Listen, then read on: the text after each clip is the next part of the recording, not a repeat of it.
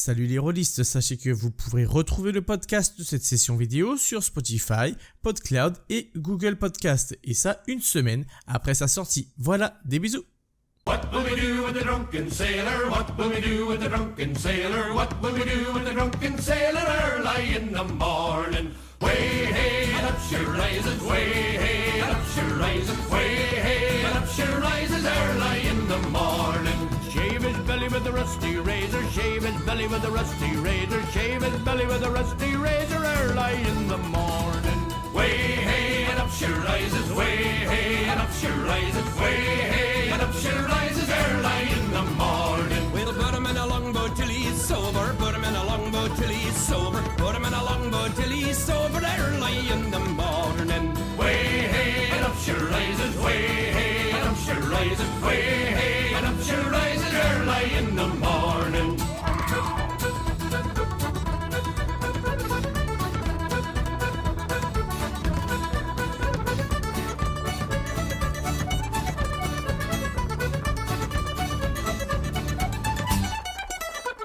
Bonjour à toutes et à tous, on se retrouve aujourd'hui pour une séance de découverte d'un jeu de rôle made in France issu de l'imaginaire du très sympathique Arnaud Cuidé. Il s'agit de Metal Adventures. Donc le jeu est paru il y a plus de 10 ans chez Matago, il y avait une réédition augmentée en 2020, cette fois chez Open Sesame Games, qui relance la gamme avec notamment la sortie récente d'une mini-campagne intitulée Mutant Apocalypse, le tout pour notre plus grand plaisir.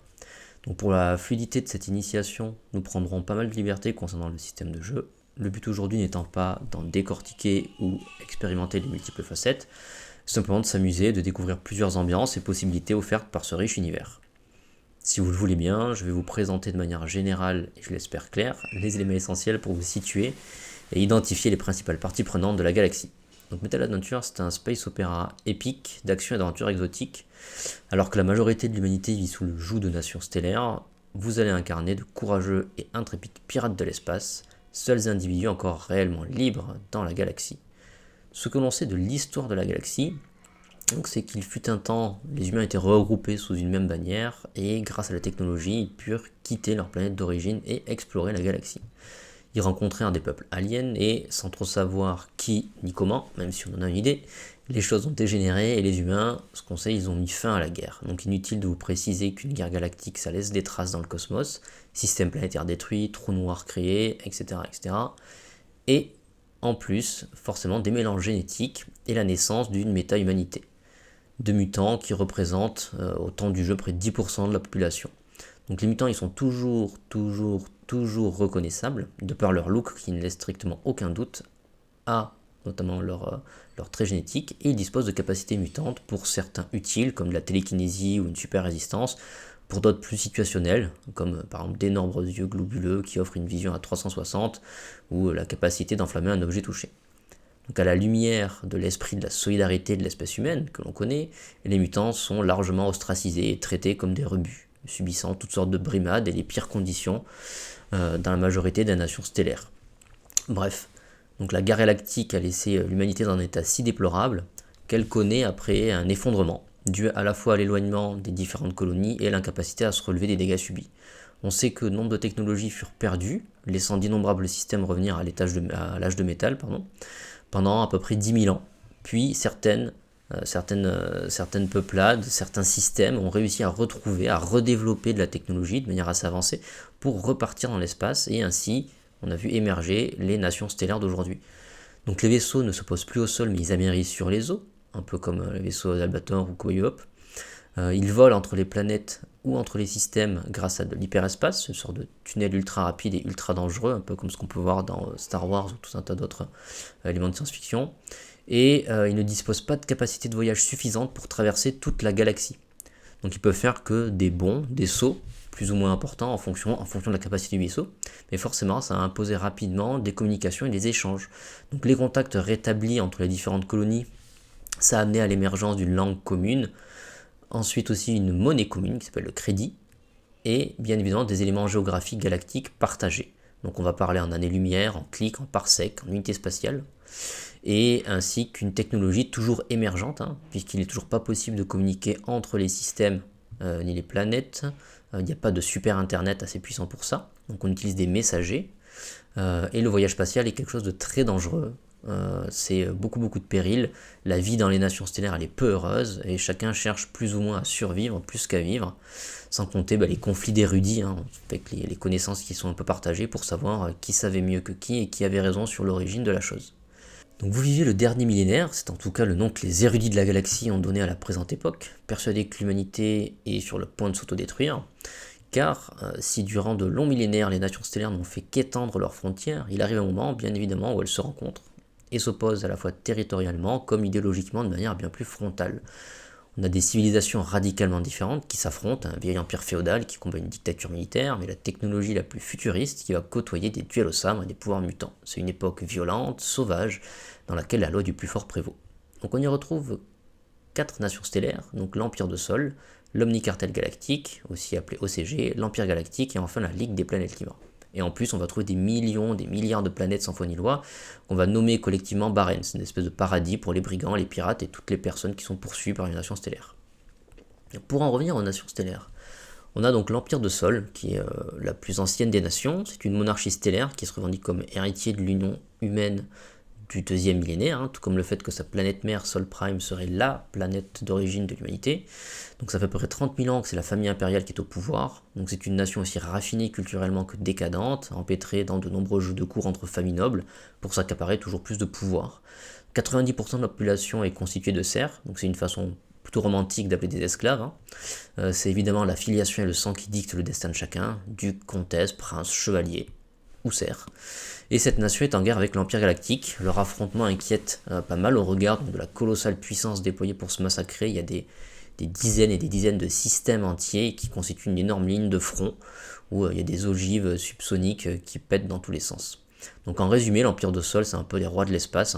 Faut se faire cette idée vraiment monarchique féodale. Ensuite, on retrouve donc l'OCG, l'Omnicartel Galactique. Donc c'est une société commerciale galactique, une grande confédération commerciale, donc au positionnement neutre, ce qui lui permet d'avoir une place de choix comme intermédiaire, mais aussi partenaire commercial.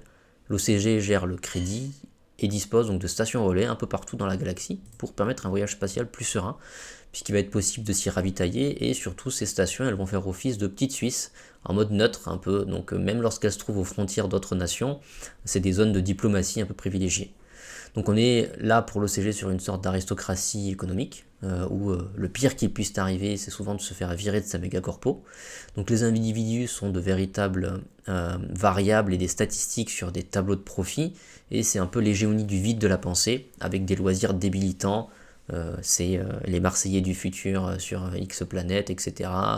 Des sports complètement idiots, tout ça pour maintenir un petit peu des populations dociles et craintives par rapport à leur situation un peu précaire où ils peuvent se faire virer d'un instant à l'autre. Donc en résumé, c'est de l'ultra-capitalisme, ultra, donc dans les sociétés dystopiques qu'on peut voir dans tout un tas d'autres jeux. Ensuite, en troisièmement, on va avoir l'Empire Galactique, donc une dictature militaire qui est dirigée par un triumvirat. Donc ils se veulent les défenseurs de l'humanité. Donc à ce titre, ils ont entrepris une grande campagne d'expansion de tous les systèmes frontaliers, et un système aussi, une campagne de purge vis-à-vis des xénos, vis-à-vis de tous ces mutants, sans autre forme de procès que le massacre. Et l'Empire Galactique écrase bien évidemment, par une extrême violence, tous leurs opposants, grâce à leur supériorité militaire, autant tactique que technologique dans le domaine. Donc en résumé, ça ressemble beaucoup à l'Empire de Star Wars, donc avec tout un tas de Stormtroopers aux épaulettes rouges avec le logo de l'Empire Galactique, qui font usage de violence dès qu'ils le peuvent. La Ligue des Planètes Libres, 4e nation, donc c'est une fédération de planètes démocratiques, beaucoup plus récente que les 3 autres. Donc elle a la particularité d'accueillir les mutants et de les considérer comme égaux. Donc c'est une nation qui est extrêmement développée technologiquement, ce qui favorise bien évidemment la jalousie des autres nations. Elle est dirigée par un sénat, elle tente vaillamment de ne pas trop se faire menaçante pour pas être la cible d'une guerre. Et s'il y fait bon vivre, la Ligue, cependant, elle dispose pas du tout d'une puissance militaire qui lui permettrait de survivre à un conflit armé de grande envergure. Donc en bref, en résumé, il faut s'imaginer quelque chose qui ressemble un petit peu à un look un peu Star Trek, avec des combinaisons moulantes en latex, des dômes de verre, et un peuple qui vit de manière plutôt agréable, beaucoup de technologies, des technologies beaucoup plus avancées que partout ailleurs, cependant mais pas de puissance militaire assez imposante. Donc en plus des 4 nations, on va retrouver 2 forces avec lesquelles composer, donc les Barents, dont je parlais précédemment. Donc c'est toutes les zones sans gouvernement stellaire, donc tous les systèmes hors frontières, tout comme les planètes non visitées dans une frontière, parce que comme vous en doutez, hein, les frontières des nations sont complètement gigantesques, hein. Donc il y a des milliards de planètes à l'intérieur et toutes n'ont pas été complètement assujetties ou visitées au sein d'un empire. Donc on va regrouper tout ça sous le terme de Barents. Donc hors frontières, on va y trouver beaucoup de pillards qui se regroupent souvent sous la bannière de seigneurs de guerre et qui vivent en ravageant les planètes et en soumettant les populations à l'esclavage. Traitent des êtres pour le travail, le sexe, le jeu, la torture, tout ce que vous voulez. Très joyeux. Donc depuis un moment, il y a un seigneur de guerre qui rassemble une énorme horde, donc qui s'appelle le Grand Khan. Donc c'est un personnage assez mystérieux, on ne sait rien de lui, si ce n'est qu'il est excessivement dangereux et qui sème la terreur dans les Barents et aux frontières des nations. Donc pour vous donner une idée, il faut imaginer des barbares, des pierres un peu tordues, d'inspiration plutôt Ken le Survivant et Mad Max, avec parfois des façons de faire un peu au 1, où ils brûlent un petit peu tout, ils mettent du sel sur les planètes en partant. Et la dernière force qui va nous intéresser, ce sont bien évidemment les pirates. Donc ce sont des êtres qui, poussés par une soif d'aventure, un ras-le-bol de leurs conditions, une révolte face aux injustices, ont décidé de tout plaquer pour vivre en dehors du système imposé par les nations stellaires. Donc ils incarnent forcément la liberté, et leur existence est de fait insupportable pour les grands dirigeants de la galaxie. Les pirates sont liés par une culture commune, le sens de la fête, code des pirates et une certaine forme de panache. Ils se regroupent en confréries. Il y a les 4 plus puissantes qui contrôlent donc un havre de paix qui est connu de tous, mais dont les coordonnées sont tenues secrètes, la fameuse planète Havana. Donc on reconnaît les pirates à leur fameux tricorne ou aux vêtements bariolés qu'ils vont porter, dans tous les cas ils savent se faire remarquer, ainsi qu'à leur vaisseau, au fameux drapeau noir à tête de mort. Donc la plus célèbre des pirates c'est Stella Bell, elle est connue dans toute la galaxie, et la vie de pirate est dangereuse et tout sauf monotone. Donc ils vivent en abordant, en pillant, en troquant, en libérant des populations, en affrontant des pillards, en narguant les nations stellaires et évidemment en partant à la chasse au trésor. Donc c'est parce qu'ils inspirent les populations à plus de liberté qu'ils sont une menace pour les grandes nations et en arrivant à se battre et à gagner face à elles, ils ne font que prouver que c'est possible. Donc dans l'imagerie, il faut se faire l'idée un peu de Pirates des Caraïbes dans l'espace, puisqu'il y a vraiment tout ce côté très panache, très aventure, romantique, avec ses lettres de noblesse et sa définition plus littéraire. Donc voilà pour l'univers. Un point rapide sur le système de jeu. Donc Metal Adventure, ça se joue avec des D6, donc les résultats de 4, 5, 6, ça signifie un succès. On va jeter un nombre de dés équivalent à l'addition du score d'une caractéristique et d'une compétence, donc en général ça varie entre 3 et 9 dés, ça peut aller à plus ou moins. Le MJ, il va donner une difficulté, donc cette difficulté elle correspond au nombre de succès à obtenir en lançant ses dés pour réussir l'action, sans encombrant. Donc comme c'est un jeu épique, les protagonistes ils ont des ensembles de statistiques supérieures à la majorité des gens de la galaxie. Donc en moyenne, on va se retrouver avec 5-6 dés à jeter, sinon les lambda, ils ont 2-3 dés. Donc en plus de sa brouette de dés, donc, il est possible pour une joueuse, un joueur, donc, d'ajouter des D6 depuis une poule de 50 dés spéciaux. Donc cette poule, elle se répartit entre les PJ et le MJ. Au départ, c'est les PJ qui ont les 50 dés à leur disposition. On appelle cette poule le Metal Factor. Et en fait, ils peuvent en utiliser pour se faciliter certaines actions. Du moment que c'est une action dite violente, qu'on peut faire avec de la violence, puisque les humains sont violents. Donc les dés utilisés avec violence depuis cette poule, les joueurs vont les additionner à leur jet initial, et ces dés spéciaux, en fait, une fois qu'ils ont été utilisés, réussis ou échoués, ils partent, hop, chez le MJ. Et donc ça crée un nouveau pool de dés pour le MJ. Donc comme ça, il y a un échange qui va se faire. Les dés utilisés donc pour le MJ, de son côté, il peut les dépenser, donc il va les rendre au PJ pour déclencher des aléas. Ça va être faire venir des ennemis, créer une situation dangereuse, mettre des bâtons dans les roues, voilà, créer en fait des éléments de narration intéressants pour faire des rebondissements. Donc quand le MJ les utilise, donc ça peut être tout simplement à la fois par pack, tiens je vous rends 5 ou 10 dés pour provoquer cet événement-là, ou ça va être aussi pour des ennemis un peu plus, des antagonistes, voilà, des ennemis plus importants, qui eux vont avoir des capacités aussi qu'ils peuvent utiliser à l'aide de ces dés de Metal Factor. Donc pour la suite, il y a de nombreux points de règle très précis pour chaque séquence. On va pas les énumérer maintenant. Il faut juste savoir que les combats sont généralement rapides et expéditifs. L'univers, vous l'avez compris, il se souhaite épique, exotique, sombre et violent. Et maintenant, en route pour l'aventure et la belle vie. Donc ça fait 4 ans ou plus en fonction de vos personnages que vous êtes membre de la piraterie. Donc vous avez généralement connu un seul équipage, donc celui du capitaine Bartholomiège. Si vous vous rappelez plus à quoi il ressemble, Un mutant. votre bon capitaine avec sa belle face de poulpe. Donc un vieux mutant aussi large qu'une porte blindée, donc avec sa face de poulpe et son sourire de kraken. Donc depuis 1 an, il a commencé à avoir des douleurs crâniennes, des trous de mémoire, il se sentait pas très bien. Et comme vous aimez bien le vieux, vous avez l'habitude de le laisser tranquille. De son côté, lui, il a commencé un traitement à base de rhum avané et d'herbes exotiques à fumer. Donc tout ce qu'il y a de plus naturel et sain. Donc ça a pour effet de soulager ses douleurs. Donc lui-même avec ce traitement, donc, ça le soulage un petit peu, mais ça le fait roupiller quasiment toute la journée. Donc comme la bande de joyeuses fripouilles que vous êtes, vous avez profité de cette occasion pour vous essayer au commandement. Donc si Bartholomiège c'est toujours officiellement votre capitaine, ça fait un moment qu'il ne donne plus vraiment de directives, et vous demande généralement ce que vous en pensez, souvent avant même de répéter vos propositions. Donc vous êtes à la tête d'un galactique basique, tout simple. Si vous avez un nom à lui donner, vous ferez.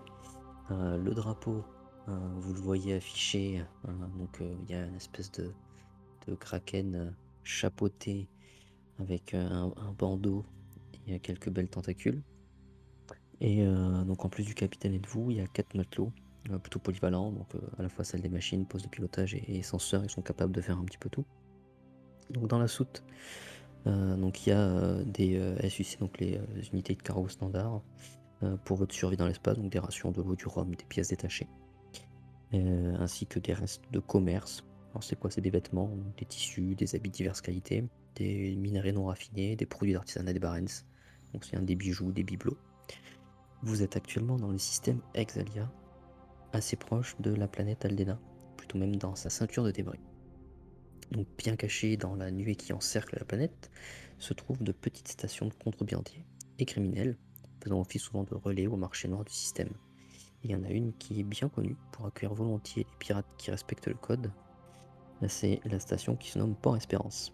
Vous y avez accosté pour renflouer les réserves d'herbes médicinales de Bartholomiège et peut-être dénicher un bon coup. Et sur ce, messieurs, vous avez entendu effectivement que sur cette station, on pouvait trouver peut-être des bonnes affaires, de la richesse, du mystère. Donc l'ambiance est plutôt détendue. Les habitants de la station ont opté pour des noms et des modes de vie à la havanaise.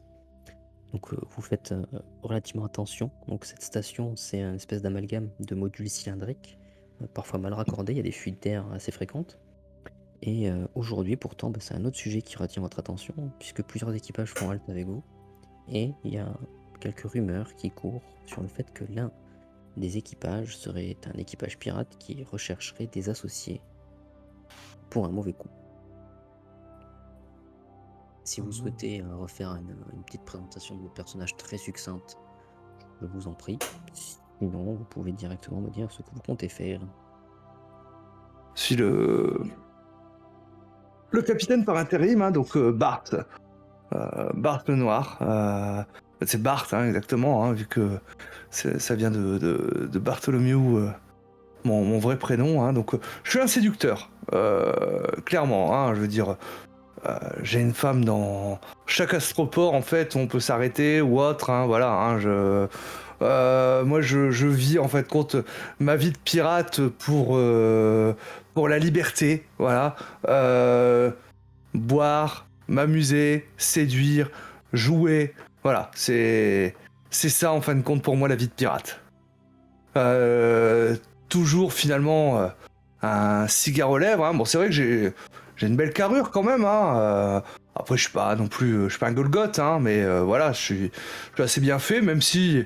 Voilà, j'ai pas non plus les tablettes de chocolat. J'ai un petit peu de bide, dû au grog, à la bière et au rhum. Mais par contre, c'est vrai que je suis un orateur né. Et là, j'arrive à capter en fin de compte les foules, j'arrive à capter l'attention et tout ça, j'arrive toujours à trouver les mots pour que ce soit pour motiver, mais également pour nous sortir certaines fois de situations, pour négocier, pour marchander. C'est vraiment mon truc en fin de compte, hein. C'est l'éloquence, c'est la séduction, vraiment ça.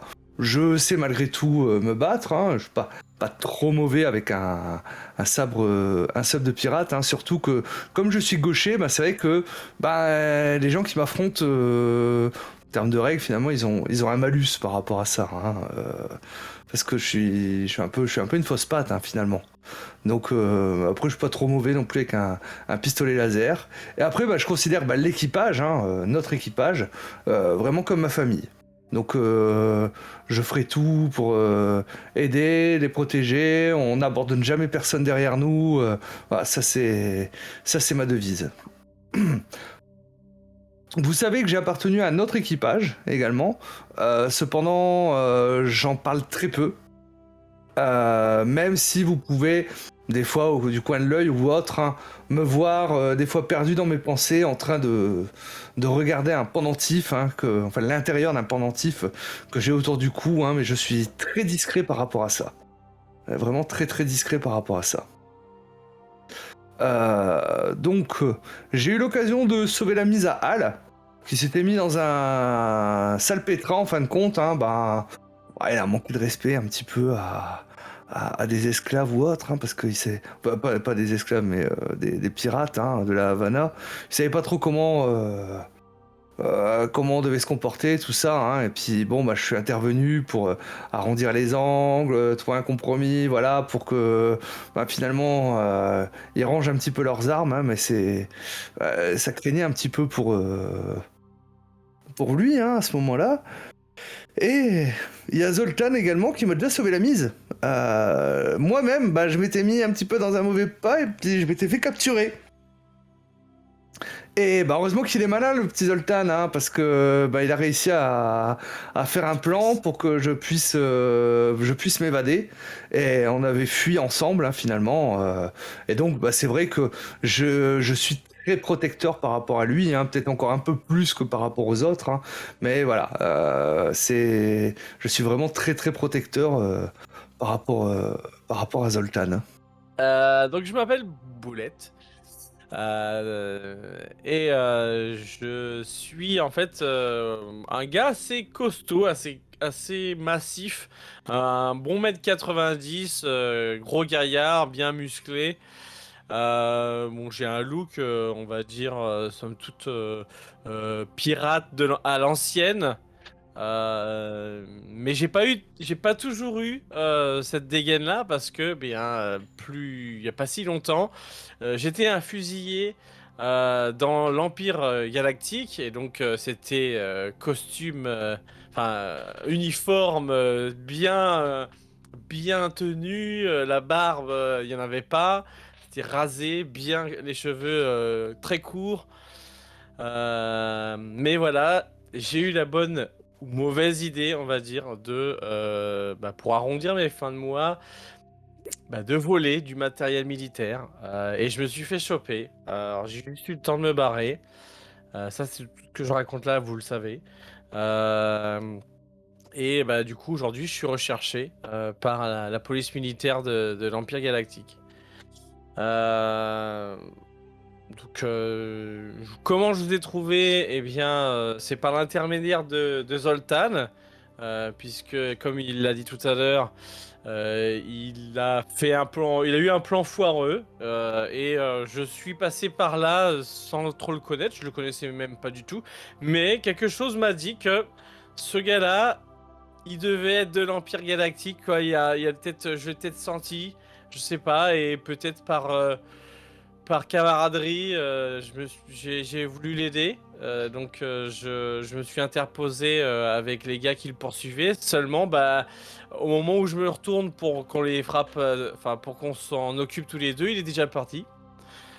Donc je me suis retrouvé tout seul à m'occuper de ces gars-là, mais bon, ça s'est plutôt bien passé. Et puis une fois l'action terminée, il s'est repointé. comme une fleur et m'a gentiment invité à faire connaissance avec le groupe.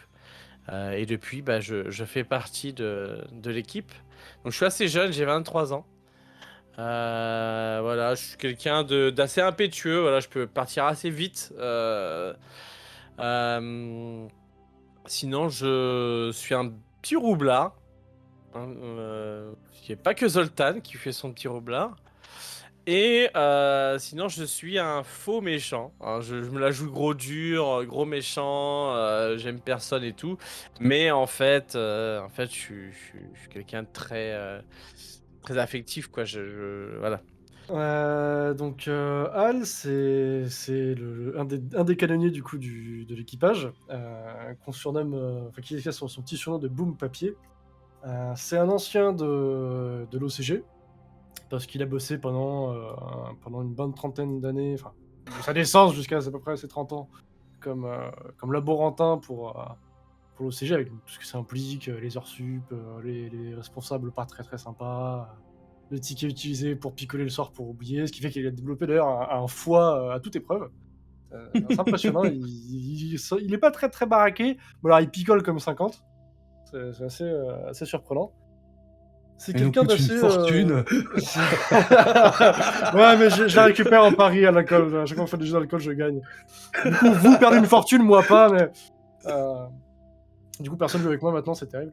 Non, c'est quelqu'un d'assez aimable, plutôt globalement de bonne humeur, un peu jovial. C'est un peu surprenant pour un ancien de l'OCG, qui a tendance à être un peu plus dépressif. C'est aussi quelqu'un qui est toujours très loyal, c'est-à-dire qu'il ne laissera jamais quelqu'un derrière lui. Il obéira toujours à l'ordre du capitaine, du second, ou même des fois de ceux qui ont besoin qu'on fasse des trucs dans l'urgence. Par contre, il a quand même quelques petites tares, parce que voilà, à l'OCG, on n'est pas toujours très très sympa. La première, c'est qu'il est affreusement vénal.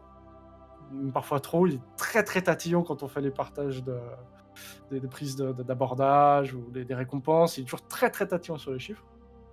Ça lui arrive aussi de piquer 2-3 trucs qui traînent quand quelqu'un ne regarde pas, ce qui m'a valu de se faire un peu taper dessus par moment, par un peu n'importe qui dans l'équipage. Il a aussi une très fâcheuse tendance à vouloir recalibrer les canons, le canon du navire. Ce qui fait qu'il s'engueule très souvent avec l'autre canonnier. Il recalibre beaucoup, du coup il s'engueule souvent avec l'autre canonnier parce qu'il n'est pas d'accord. Ça donne lieu à des disputes, des débats assez interminables sur le bon calibrage à avoir pour le canon. Et son dernier petit défaut, parce qu'il a quand même un petit paquet, c'est surtout lié à la manière dont il a été recruté dans l'équipage, parce que, comme je disais, jusqu'à ses 30 ans, plus ou moins, c'était encore un laborantin. Et à l'occasion d'un séminaire en voyage avec sa société, aussi bien le team building, comme on entend, voilà, pour exalter l'esprit corporate entre les collaborateurs, le vaisseau de plaisance qu'ils avaient s'est fait aborder, parce qu'ils n'ont pas fait attention à ce qui se passait autour d'eux, par justement l'équipage de Bartholomew. Ce qui a déclenché une panique quasi immédiate dans beaucoup de monde. Et sans qu'on sache trop comment, dans la panique, il a voulu ouvrir une porte qu'il ne devait pas. Il s'est dit que le seul moyen de l'ouvrir, ça serait d'essayer de faire fondre le verrou. En fait, il a réussi à faire sauter la porte, un bout de la coque qu'il y avait à côté, enfin de la verrière qu'il y avait à côté, qui était un peu plus fragile. Et il a passé par-dessus bord une partie de sa hiérarchie. Et ça fait rire beaucoup de monde dans l'équipage de pirates qui les avait abordés, et lui aussi. C'est dit que c'était assez drôle en fait comme scène. Il s'est un peu inquiété de se dire, c'est dommage, c'est quand même des êtres vivants, mais en même temps c'est des connards.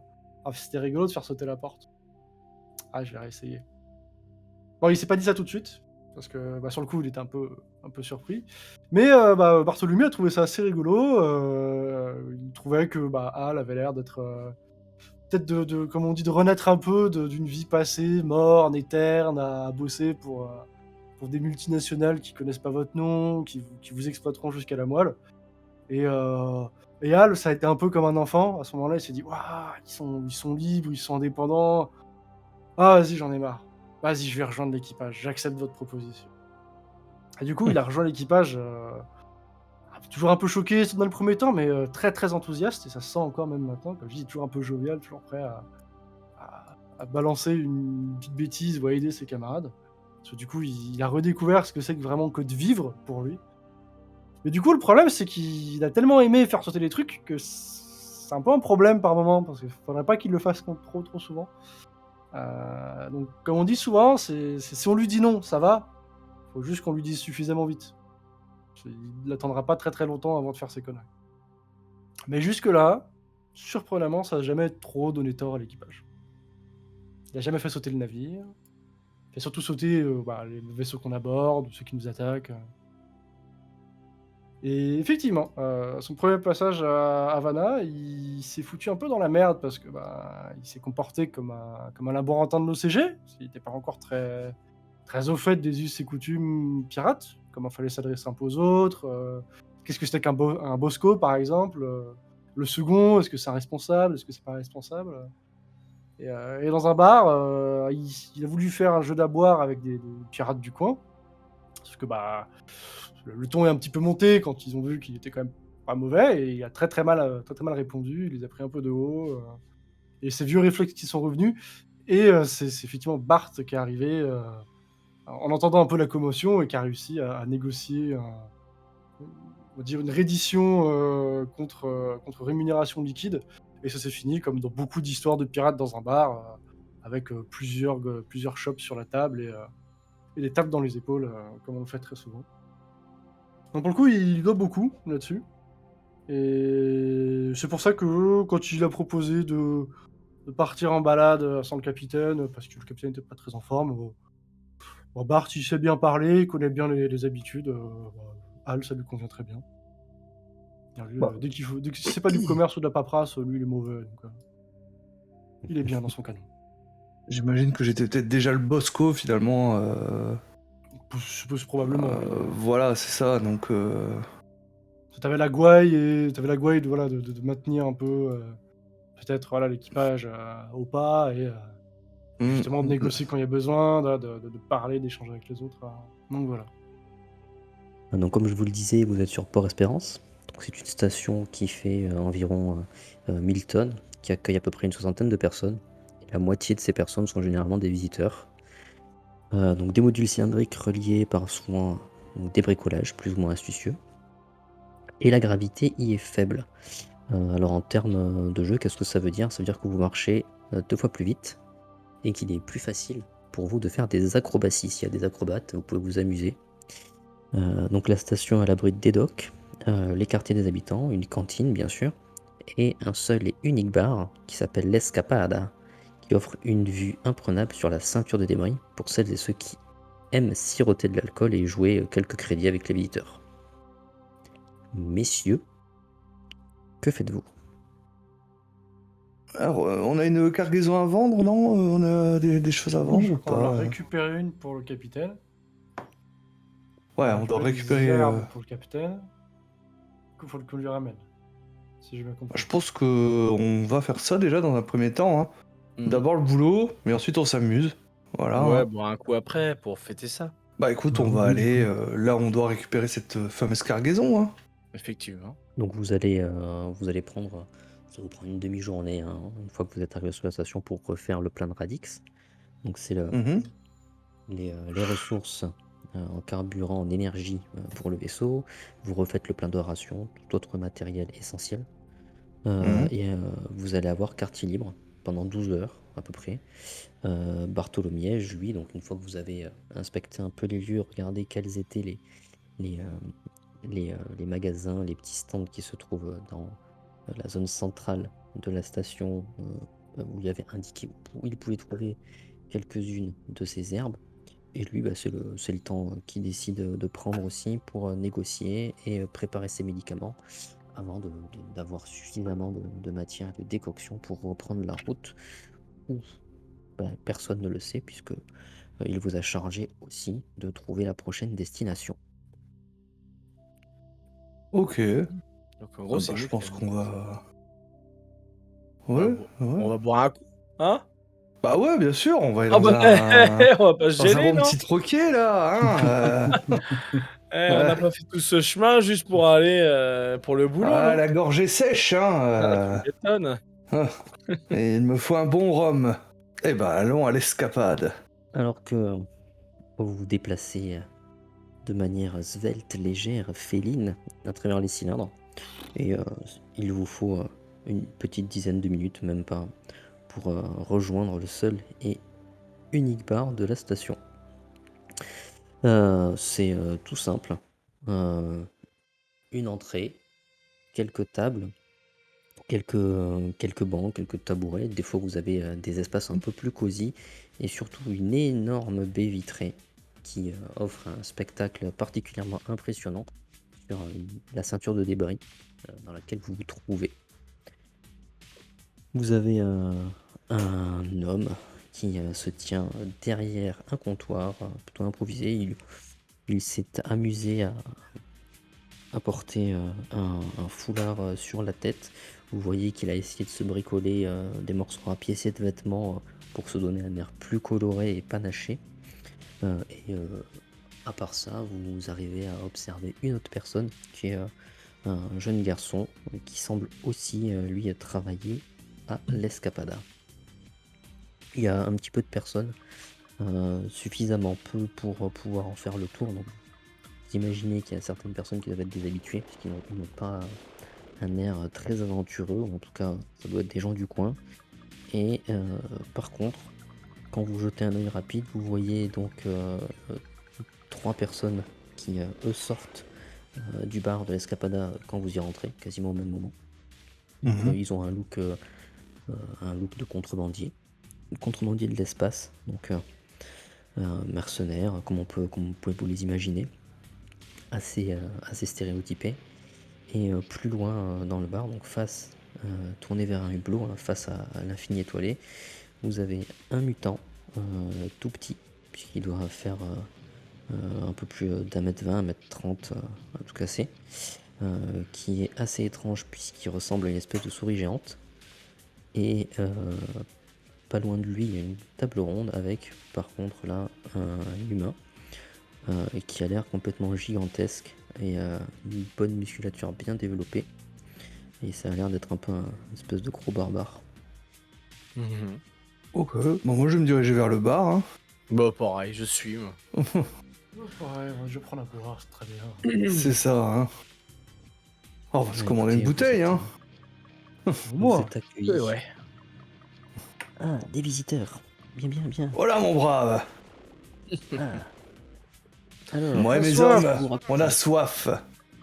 soif, très bien. Qu'est-ce que vous voulez boire? Nous avons de l'alcool, du vrai rhum d'Havana, distillé par mes soins. Nous avons la fameuse bière météorite, tout droit arrivée d'Exalia. Et nous avons aussi une merveilleuse eau en bouteille. Eh bien, ma foi, ce sera du rhum. Du rhum. Parfait. Voilà, Du rhum. 3 rhums. 3 bouteilles. On va prendre une bouteille et Déjà. 3 verres pour l'instant. Et voir si ton rhum il est bon. Une bouteille et 3 verres. Bah, il vous sort une bouteille de sous son comptoir. On voit qu'il fouille dans quelques cartons. Alors quand il vous sort la bouteille, vous savez très bien que c'est pas du tout du rhum d'Havana. Oui, bon, ça, on s'en doute. Voilà. du rhum d'Havana, pas fait à Havana, c'est pas du rhum d'Havana. Ça a l'air d'être un espèce de truc distillé qui sent l'alcool carbonisé. Bref, bon. Écoutez, il vous sort ça. Il vous demande la modique somme de 3 crédits. Ouais, bah, je lui donne, hein. Voilà. Voilà, 3 petites pièces qui tombent devant lui, qui s'empresse de ramasser. Vous remercie. Alors, d'où est-ce que vous venez comme ça? Un peu partout. Ouh, et C'est ça. d'ailleurs, On va. Partout où l'aventure nous appelle, partout où crédits. il y a de l'argent à se faire. Crédit surtout. c'est important les crédits. D'ailleurs, Ouais. tu sais pas où on pourrait aller pour trouver des crédits? Pour trouver des crédits? Bah, pour en gagner, pour en trouver, je sais pas. D'ailleurs, Et- que dans ta caisse. Et vous regarde avec un un petit sourire. Ben, si vous cherchez quelque chose, apparemment, euh,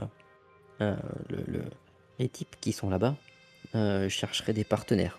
En tout cas, c'est ce qu'ils disent parce que euh, moi, je les ai surtout vus et conduire tous les équipages qui se sont présentés à eux jusqu'à présent. Et Mais- il vous indique de la tête le petit mutant qui se trouve face à la baie vitrée. D'accord. Ah, j'en connais un qui a pas été souvent conduit. Il va peut-être faire la différence. Tu vas me dire qu'il a viré tout le monde. Tous ceux qui sont passés ont fait demi-tour. Oui, jusqu'à présent. Bon, après, il faut dire que tous ceux qui sont passés, ça représente 1, 2, 3, ça représente 4 groupes de personnes. 4 petits équipages, donc... Mais pour ici, c'est beaucoup. Ouais. Hmm. Et donc, Qu'est-ce que vous en pensez? On pourrait aller le voir peut-être. Moi, dans un premier temps, je vais mettre un peu. Je vais observer la salle, justement, hein, balayer la salle des yeux pour regarder, justement, si il n'y a pas une demoiselle charmante. Bah écoute, tu observes l'escapada et tu n'observes pas particulièrement de demoiselle charmante. Il y a une dame, mais qui doit avoir bien le double de ton âge et qui semble être une pilier de bar. Ah, Et pour toi celle-là. je suis déçu. Dans 1 second, moi, je vais boire.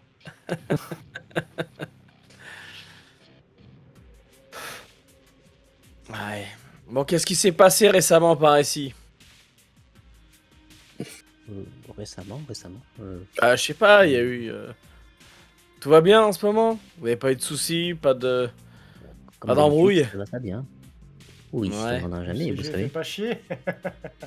Non, de toute façon, on ne les voit jamais venir par ici. Nous avons nos accords. Mais qu'est-ce qu'il y a? Ah si, il sort un module d'information. Donc ça ressemble à une espèce de tablette, une sorte de tablette. Et il tapote dessus et vous voyez quelques affichages de titres, comme des news en fait. Des news de journaux qui se mettent à clignoter, à défiler. Si, c'est vrai. Un groupe de personnes, très certainement peut-être des amis à vous, ont infiltré une grande course sportive. Justement, c'était sur Exalia, justement, sur les zones de course. Et regardez, hop, il commence à tapoter encore sa tablette. Et vous avez une vidéo qui s'affiche, vous voyez une espèce de comité de personnes bien habillées, en tailleur, en costume, qui sont d'un seul coup affolées, alors qu'il y a 4 personnes qui s'écrasent au milieu de la foule. Donc ils étaient en train de regarder visiblement une course.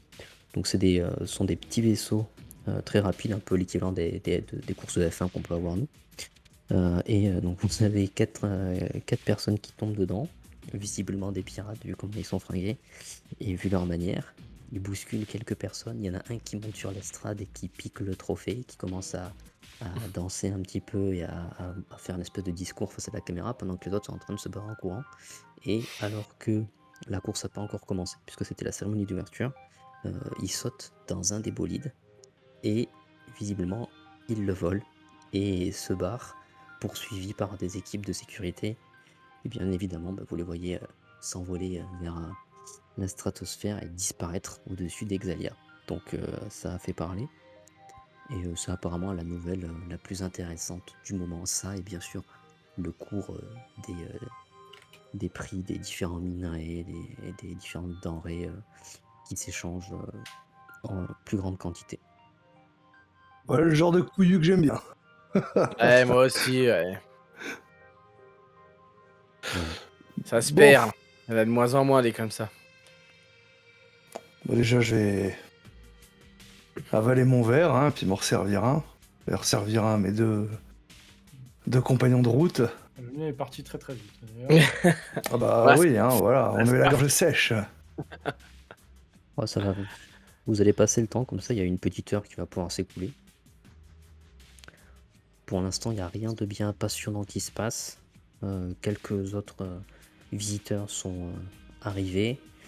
Vous avez pu observer un groupe de 5 personnes, pareil, donc, ou des contrebandiers, ou des mercenaires. En tout cas, ils n'ont pas forcément l'air de pirates, ils avaient plutôt un air un peu mauvais.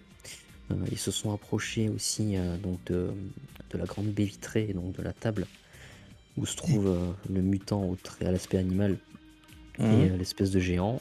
Ils ont échangé quelques mots et après 5-6 minutes, ils se sont fait gentiment éconduire. Ils sont repartis, ils étaient pas ravis de se faire mettre de côté, mais ils sont repartis. Ah, dis-moi, Bart, je pense que c'est à nous d'y aller, il nous attend, j'imagine. C'était On attend une toujours, même évidence. si on ne sait pas. Il ne le sait pas encore, mais c'est nous qui l'attend. Je prends la bouteille, mon verre, et je vais m'asseoir en face de lui. Très bien. Bah écoute, tu t'approches, est-ce que les Belette et Al, est-ce que vous l'accompagnez? Bien sûr. Ouais. Mais je laisse Bart passer en premier, je me mets un peu en retrait. Donc vous vous approchez, donc vous arrivez à distinguer de manière plus précise les traits et l'accoutrement du petit mutant. Donc il a un aspect animal assez étrange, donc il a une longue queue, 2 grandes oreilles, il y en a une qui est particulièrement animée. Son bras droit, maintenant que vous êtes un peu plus proche, puisque vous voyez que c'est une prothèse cybernétique de qualité militaire. Il mesure, voilà, comme je vous ai dit, en fait, il est un peu plus grand que ça, il doit faire un petit mètre 50. Et visiblement, il est donc perdu, le regard tourné vers l'infini étoilé. Et il sirote lui aussi dans un verre ce qui est votre mauvais rhum. Quand vous arrivez, donc Bart en premier, quand tu commences à t'approcher de la table, c'est une montagne de muscles qui va s'interposer et qui va t'adresser un espèce de sourire carnassier souligné par un collier à pointe qu'il a autour du cou. Par Chrome, vous êtes venu pour la proposition du capitaine. Vous avez intérêt à plus l'impressionner que les autres tocards qui sont passés avant vous. Te regarde te dévisageant. Je vais Oui. prendre mon cigare en fin de compte, après avoir tiré une assez longue bouffée. Et puis je vais juste lui souffler la fumée au visage en fin de compte. Bah, écoute, tu lui souffles ta fumée au visage, alors qu'il continue à te sourire. Et donc tu peux voir qu'il a une hache tronçonneuse et une épée à la ceinture, et un hyper blaster en bandoulière. Et alors qu'il dévoile encore plus une belle rangée de dents derrière lui, le mutant vous a aussi observé, vous a aussi vu venir. Allons, Sacha, laisse s'exprimer ces jeunes requins. Peut-être qu'ils se montreront plus dignes d'intérêt. Le géant s'écarte pour vous laisser passer. Alors quand je dis géant, il fait bien 2 mètres de haut facile. Hein. Et le gros tas laisse apparaître du coup un mutant. Voilà, d'1m50. Comme je vous ai dit, son museau frétille légèrement et vous fait signe d'approcher, donc de sa prothèse cybernétique. Et il sort d'une de ses poches une sorte de barre jaune faussement molle qu'il commence à grignoter. Je vous écoute. Et vous Eh fait bien, signe d'approcher. Moi, je vais m'asseoir. Hein, et je vais remplir son verre avec notre bouteille. Lui faire un appoint. Il se laisse faire tranquillement. Il lève son verre dans ta direction et il le tend afin de trinquer. Je suis Bars le Noir. Je suis le Bosco de l'équipage du Kraken affamé. Et on a entendu dire qu'a priori vous chercheriez des partenaires. En effet. Enfin, nous cherchons des partenaires dignes de confiance. Il fait une petite révérence. Je suis le capitaine Mortimer Mouse du très explorant Steamboat Willie. Hmm, hmm. Alors, vous êtes ici pour faire affaire. Et qu'est-ce que vous cherchez comme affaire et quel genre de pirate êtes-vous? Nous sommes le genre de pirate sur lequel on peut compter. Pirate On au n'est pas panache. du genre à la mettre à l'envers. Mais en même temps, on n'a pas peur de mettre les mains dans le cambouis quand il faut. Et dans la gueule. Je Et dans dirais, la gueule si besoin. je dirais qu'on est plus à l'ancienne, quoi. On travaille à l'ancienne. On respecte Ah. les règles. C'est ça. Donc, des pirates prêts à jurer sur leur honneur. Tout à fait. C'est clair. Respecte le code. Pour l'honneur. Alors, afin de faire un petit jet, quand même, allons-y. Donc Bart, puisque c'est toi qui es là, je vais te demander un test d'éloquence. Tu as droit à un Ok. des supplémentaires. Tu as droit à un des supplémentaires. Alors, j'ai déjà cliqué, donc je sais pas si... La Ça me difficulté fait 4 est succès. de- Bah écoute, avec ton attitude, ta façon de t'exprimer, visiblement tu sembles avoir convaincu votre ami la souris. Et en vous regardant, il me dit bien, puisque vous dites être honorable et que vous semblez sûr de vous, je vais vous proposer le plan. Et avant ça, il te tend sa main afin de la serrer. Je lui serre la main, hein, sans problème. Asseyez-vous, asseyez-vous. Sacha, fais-nous un peu de place, veux-tu? Le géant se lève, vous adresse un petit signe de tête. Je vais aller me chercher à boire. Il part vers le bar. Bon. Messieurs. C'est très simple, voyez-vous. Je sais qu'un groupe de marchands indépendants ont découvert une mine dans un système initialement sans grand intérêt. Cependant, ils ont découvert des artefacts aliens. Et, comme vous le savez, ces trucs-là sont très durs à revendre. Il faut connaître un gars spécialiste du marché. Et la bonne nouvelle, c'est que j'en connais un. Visiblement, le capitaine Mouse semble sourire. En tout cas, c'est ce que vous supposez, en voyant les frétillements de son museau. J'ai, comme qui dirait, dégommé le receleur qui devait aller les retrouver sur le site. C'est dans son journal de bord que j'ai découvert l'existence de ces sites aliens. Il y avait même un récepteur radio, certainement utilisé en le couplant au senseur pour faire office de carte une fois sur la planète. Et justement, c'est là que vous intervenez, à la place du receleur. Ce sera vous, Bart le Noir, Hal et Belette.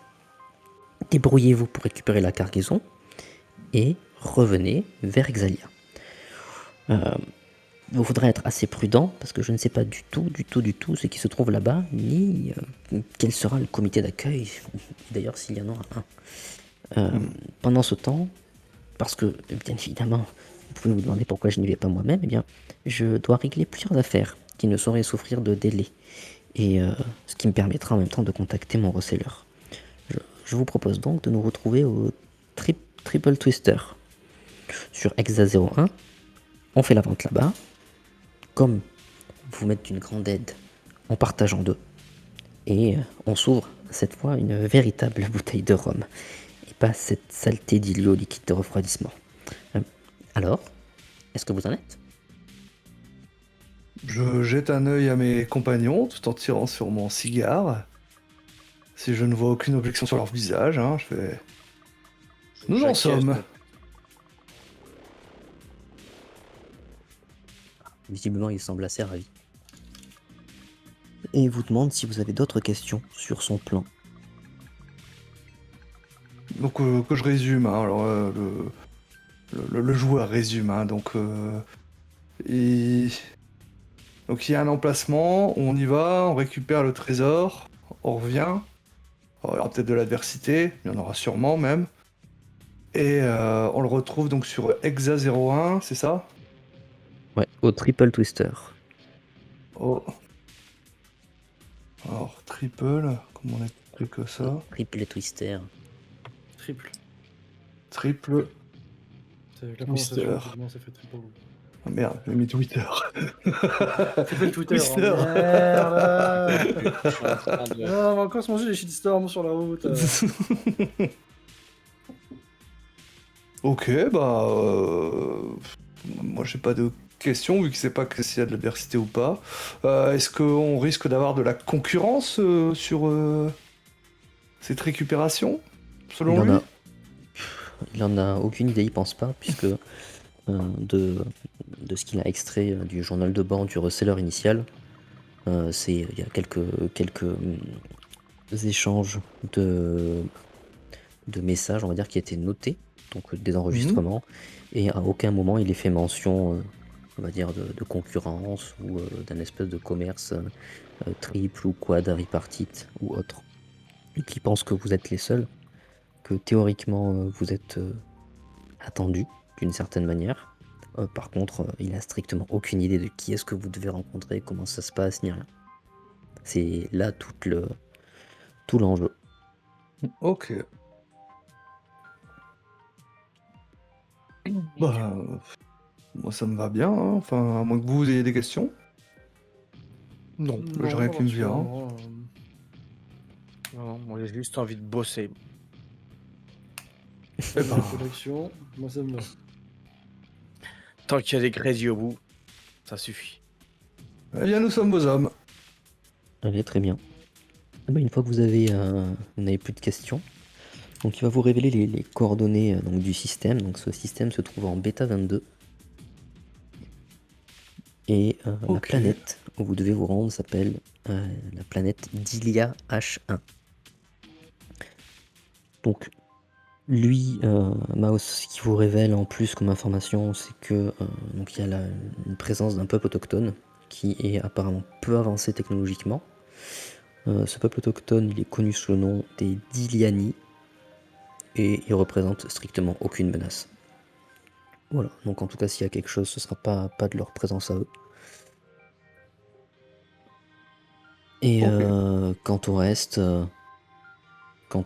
il vous propose de vous rendre, de finir les quelques heures qui viennent, de siroter un petit peu, et de se retrouver ensuite, de partir ensuite en direction des docks. Ah, si, peut-être une question. Est-ce que dans le bouquin, il aurait vu s'il y aurait des pièges, ce genre de choses, peut-être Non. Non. C'est juste le reseller, le reseller a juste pris des notes sur les messages qu'il avait pour se repérer, Mhm. les informations clés, mais il n'y a pas de livre ou quoi que ce soit, hein. C'est juste un bloc mémoire les données qu'il a extrait du nav ordinateur du vaisseau du reseller qu'il a dégommé. Ok. Donc ça c'est vraiment tout. Enfin là où on va, c'est vraiment un secteur où c'est pas affilié à qui que ce soit. Enfin c'est un peu en dehors de tout quoi. Alors, si tu prends la carte et 22, c'est quoi que c'est tu zoomes ligne, hop, C'est quoi Beta Voilà. 22, j'imagine que c'est vous B22. êtes sur Exalia, Ouais, c'est ça. voilà c'est ça. Donc vous êtes juste à côté. Ouais. Hop, je fais une petite flèche. Voilà. Donc c'est dans les Barents. Ok. Après, de toute façon, comme vous le savez, il y a des zones de Barents à l'intérieur même des nations stellaires, puisque impossible de visiter tous les systèmes et toutes les planètes. Mais là, c'est vraiment hors nation stellaire. Ok, J'ai juste une question autre. Est-ce que vous avez bien eu l'affichage des images, des illustrations des personnages? Oh ouais. Ouais, Ok, ouais. super. Le capitaine Mortimer Mouse. Oui, c'est ça. Et Sacha. Sacha, ouais. Du bourg-palette. Par Chrome. Bah, du Enfin, coup, moi déjà, pendant qu'on... Ouais, vas-y. Non, Pardon. je dis juste que moi personnellement, déjà je suis content de savoir qu'on va pas dans le côté Empire Galactique. Ça m'aurait fait chier de passer par là. Donc déjà, ça me rassure. Voilà, c'est tout. Allez. Si c'est bon pour vous, on avance? Ben, allons-y. Allez. Oui, on va finir tranquillement la bouteille, voilà. À la rigueur, je vais sortir un jeu de cartes, tu vois. Mais bon, Ouais, bien sûr. non. Personne triche, hein. Arrêtez. Hein. Ah, moi, je ne triche jamais. Moi, je ne C'est sais ce pas, qu'on parce que, dit, par contre, ouais. Je te pique tes thunes. Tu gagnes trop souvent, Bart. C'est louche. C'est parce que je suis bon. Ouais, c'est ça, ouais. Donc, vous allez gagner, perdre quelques crédits en fonction de vos talents au jeu. Tranquillement. Sacha, il jouera pas avec vous parce qu'il dit que c'est pour les tafioles et que les seuls vrais jeux qui méritent d'être joués, c'est les bras de fer ou les coups de tête, qui est un jeu de sa planète par Chrome. Et si vous voulez autant expliquer les règles, c'est chacun se met des coups de tête jusqu'à ce qu'il y en ait un des deux qui tombe KO. Oh putain, ouais. Il y en a qui va essayer. C'est fin, Je c'est vais fin. pas lui proposer. Hein, Non, je vais éviter. Je sais qu'il y en a qui jouaient à ça par chez moi, mais j'étais pas très fan. À défaut, je proposerais peut-être un jeu d'alcool à qui arrive à boire le plus de piquettes, mais. Là, il veut bien y jouer aussi. Il dit que Je Chrome crois que je vais est laisser, toujours power. je vais laisser Bart plumer les deux autres et moi je vais faire un jeu d'alcool avec Sacha. Avec ça. Donc, vous pourrez, si tu veux, complètement dépouiller les quelques locaux qui voudront jouer avec vous à ce jeu d'alcool en leur disant on vous offre la bouteille, mais on paye l'alcool, mais il faut parier des crédits. Et vous allez boire comme des trous et vous allez voir une masse de personnes endormies autour de vous en coma éthylique. Tout va bien. Eh ben, ça fait une bonne journée. Ouais, franchement, ça fait longtemps qu'on s'était pas amusé comme ça. Vous rigolez bien. Vous liez plus ou moins d'amitié, en tout cas de bonne compagnie, avec le capitaine Mortimer Mouse et son second, donc Sacha. Mhm. Sacha, vous comprenez assez vite que lui, il est originaire des Barents. Donc c'était un barbare des Barents. Hein. Donc il vivait sur un monde sauvage où il y avait rien. Enfin, il y avait rien. C'était la meilleure vie qu'il avait sur sa planète. Il y avait Chrome sur sa planète. C'est lui qui dirigeait tout. Et voilà. Donc il a été récupéré par Mortimer Mouse parce que c'était un esclave sur sa planète. Et comme il est très costaud, il s'est très vite démarqué. Et il fait office de maître d'abordage au niveau de l'équipage du Steamboat Willie. On se demande pourquoi.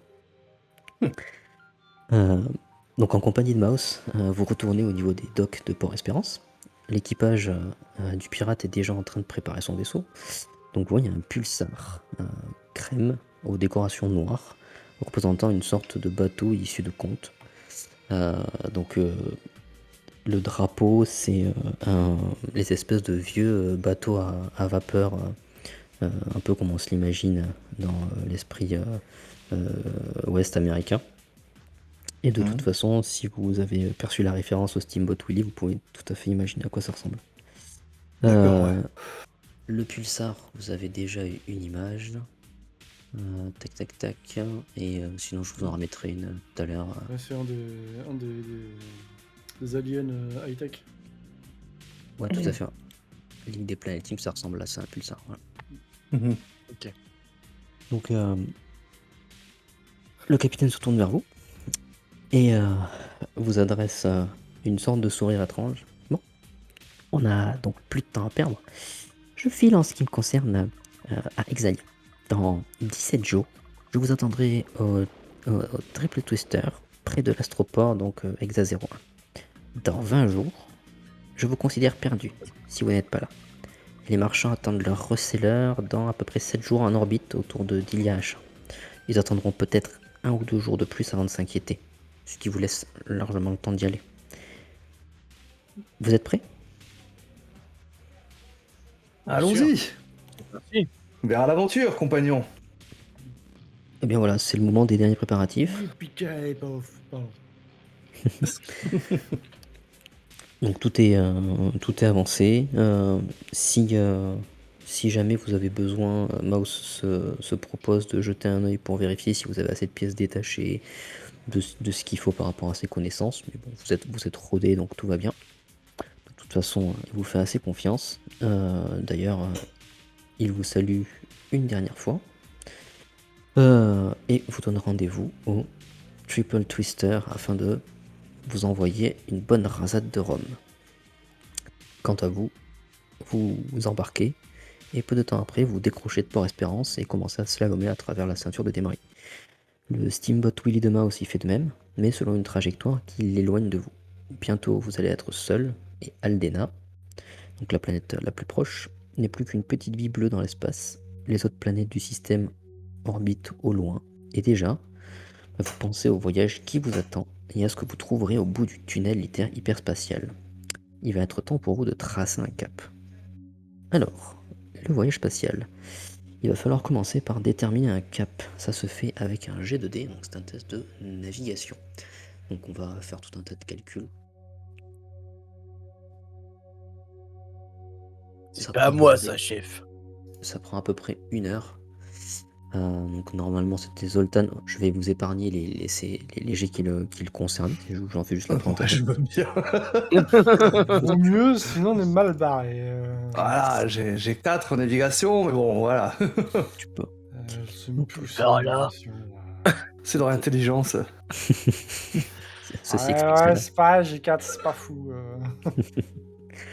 Donc la difficulté du jet va dépendre de plein de choses, notamment est-ce que c'est une route qui est plutôt sûre, une route qui est connue, un système qui est mystérieux. Donc en fonction des informations qu'on a et de la connaissance sur le trajet, on peut déterminer un cap plus ou moins sûr et où on va rencontrer plus ou moins d'anomalies.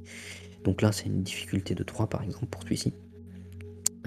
Et donc ça prend généralement à peu près 1 heure.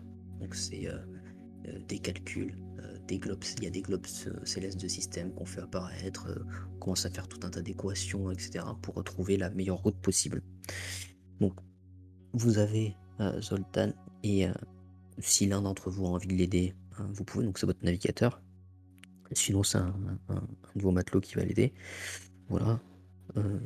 Les plus expérimentés ou les plus fous des pirates, des fois, tracent des caps un petit peu au hasard. C'est peu recommandé, mais ça se fait.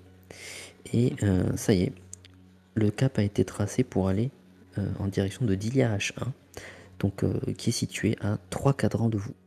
Donc 3 cadrans, ça veut simplement dire qu'il vous faudra 6 jours de voyage en hyperespace avec votre basique pour y aller. Donc, à vous d'organiser le voyage, donc en sachant que quand on parle d'organisation, c'est en termes de quarts. Alors pour faire simple, ce qu'on va faire, c'est que vous allez faire vos quarts ensemble pour pas vous séparer. Et vous allez faire le quart de départ.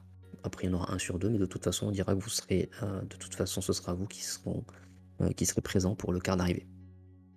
Ok. Donc, une fois qu'on a fait. Après, s'il y a des personnages particuliers, donc je mettrai Zoltan avec vous de toute façon. Ce qui fait que le deuxième quart, c'est les matelots qui sont avec vous, tout simplement. Mhm. Ok. Oui, si je me disais, je pense qu'on alterne Voilà, Ouais, exactement. ouais. facilement. C'est 8 heures de taf, 8 heures de repos, et puis on bouge comme ça généralement, ou ça dépend, parce que rappelez-vous, les journées, si c'est au format OCG, hein, c'est 25 heures. Donc c'est 10-10 et 5 pour les plus courageux. Donc une fois qu'on a déterminé le cap, on se met en route. Donc on va rentrer en hyperespace. Donc c'est pareil, c'est plusieurs manœuvres à faire, parce que ça reste quelque chose de relativement dangereux. Et on va passer dans le tube hyperspatial. Donc là c'est pareil, hein, les tubes hyperspatiales, je vous rappelle, donc c'est un diamètre de quelques mètres, un peu plus large que le vaisseau, mais pas beaucoup plus. Et si on touche les bords, on est mort. Donc attention. Et chaque toujours jour, un navigateur pour maintenir le vaisseau sur le bon cap. voilà, exactement. Ça me semble bien. Il n'y a Oui, ça, pas c'est d'IA, il n'y a Zoltan. pas de. C'est ça. Ouais, il y a Zoltan et un autre navigateur, un autre mousse qui a des stats moyennes pour le faire, donc tout va bien. D'accord.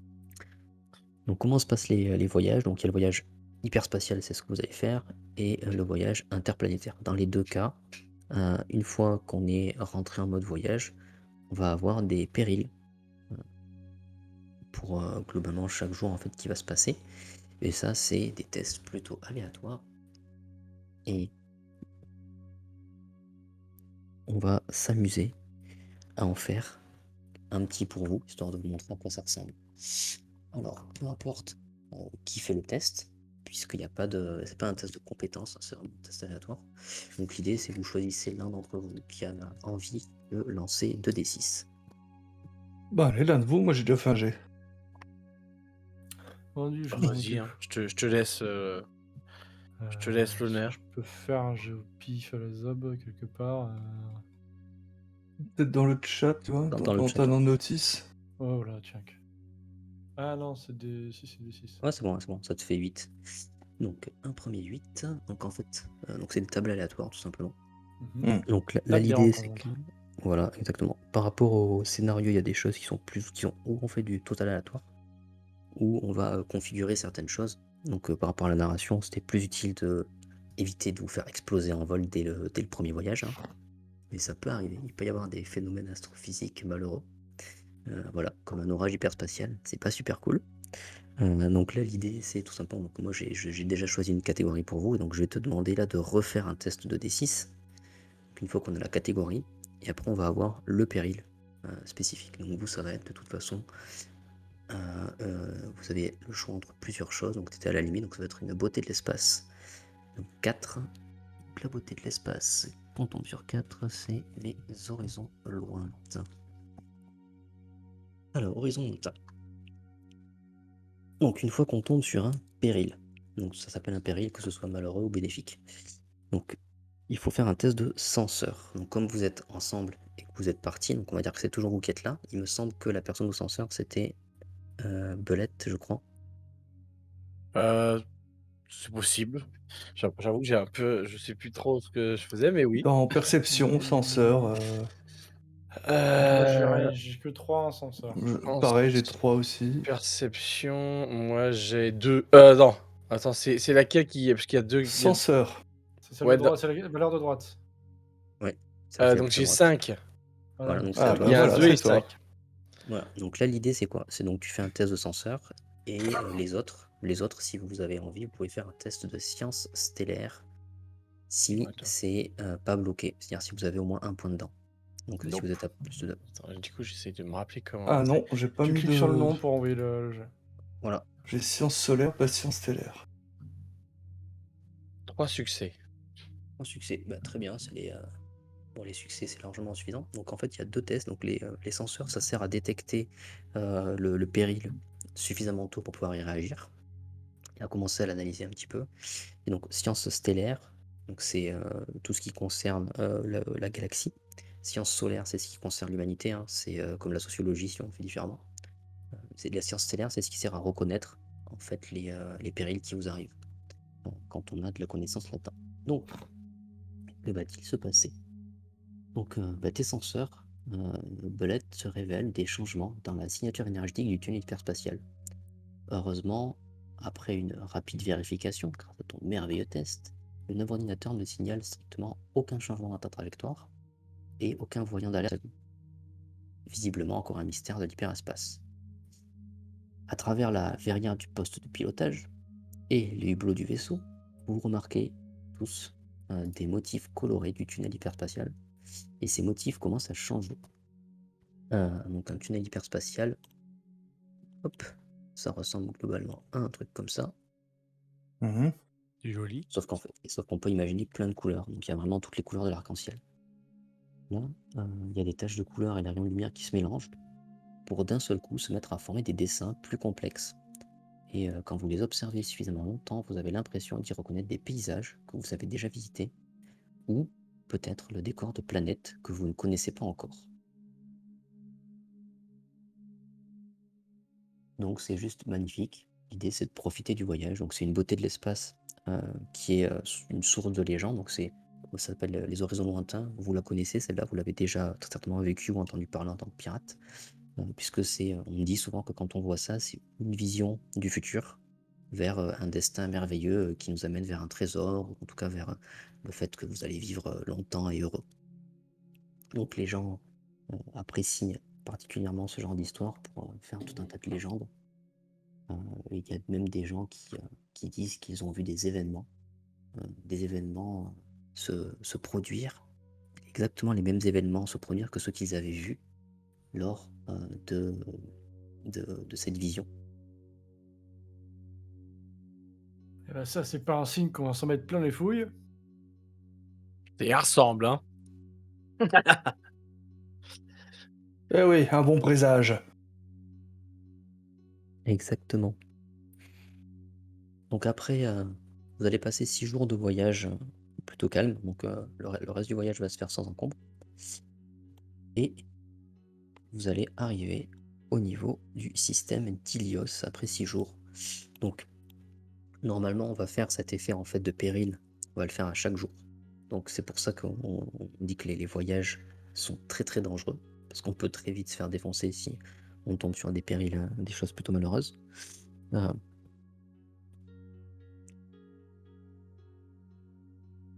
il faut décompter les rations, il faut décompter les réserves de Radix.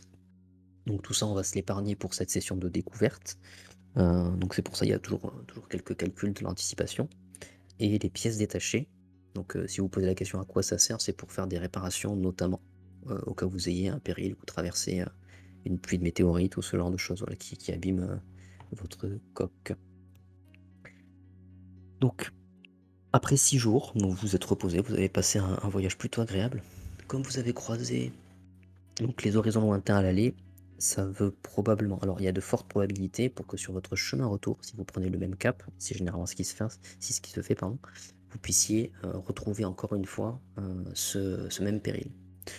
Il y a une espèce de variation, de variable on va dire, dans l'espace-temps, c'est l'eau de la relativité, où quand on croise un péril à l'aller, si on revient dessus assez rapidement, souvent il n'a pas eu le temps de se déplacer.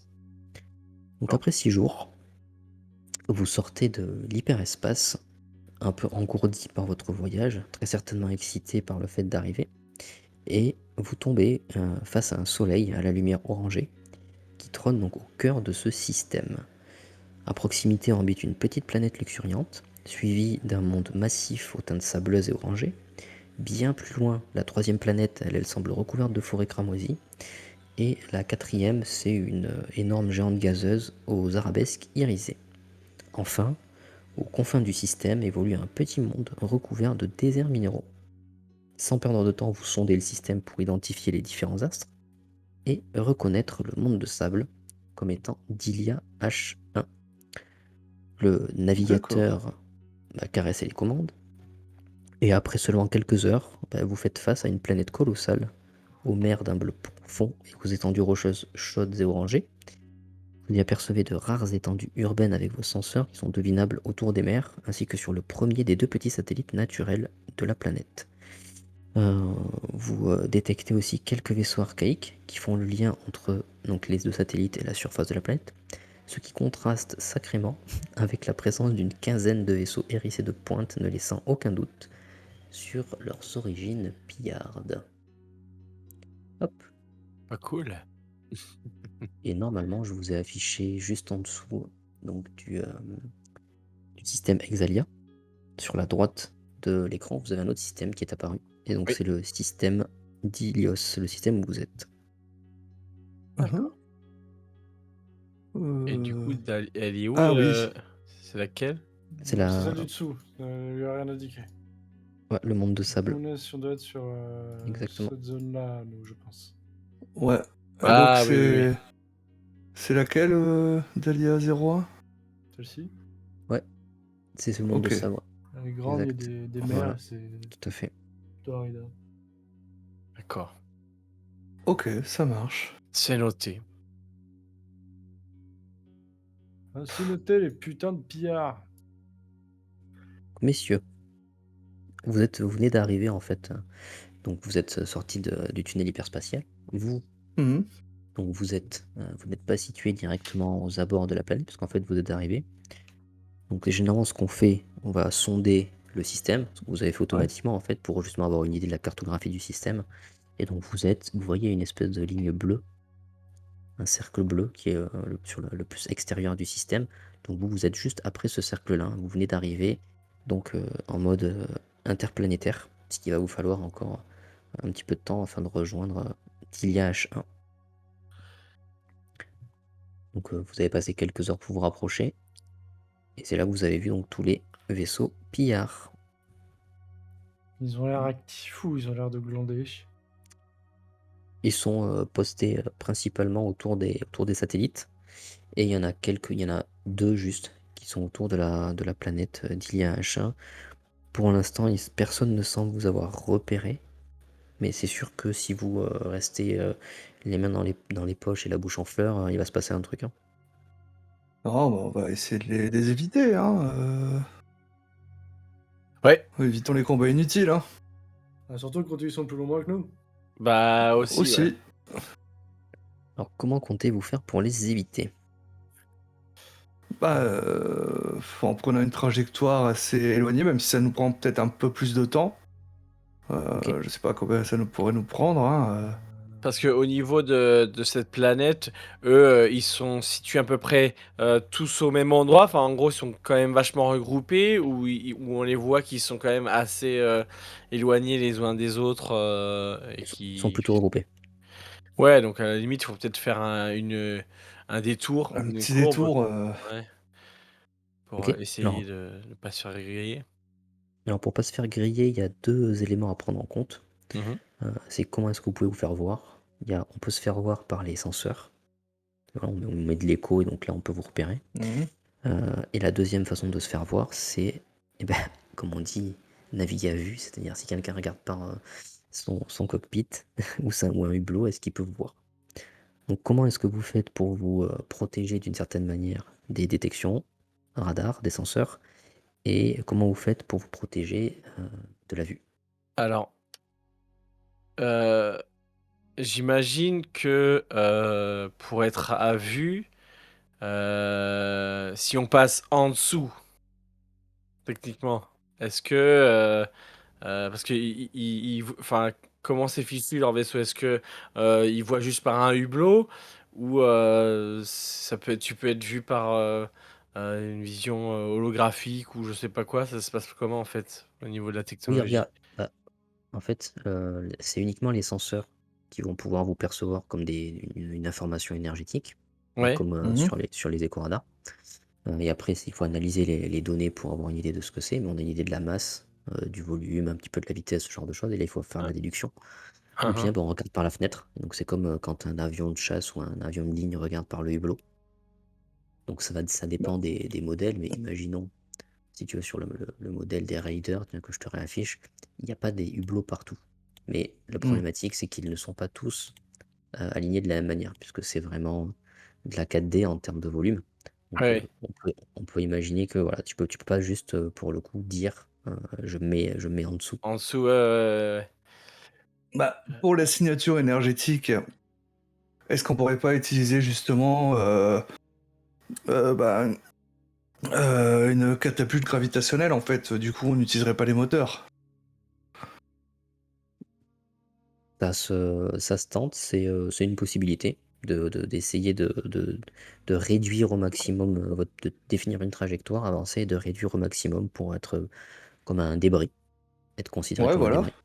Je Mhm. pense déjà Ouais, ce que pour. j'allais dire, c'est de lancer le En vaisseau de plus, tout je vois couper, qu'il y a puis de une. jouer sur l'inertie simplement. Je vois qu'il y a une grosse planète, donc ça doit pouvoir. Doit pouvoir se permettre justement de. Ouais, de faire une catapulte gravitationnelle, hein. En termes de timing, Alors ça ça. passerait. On a plus beaucoup de temps, enfin on a encore 24 heures à peu près, je crois. À peu près, vous avez 24 heures, hein, pour vous positionner, être à l'arrivée, on va dire, des receleurs qui étaient attendus. Si vous décidez de choisir ce scénario-là, pour aller récupérer le butin.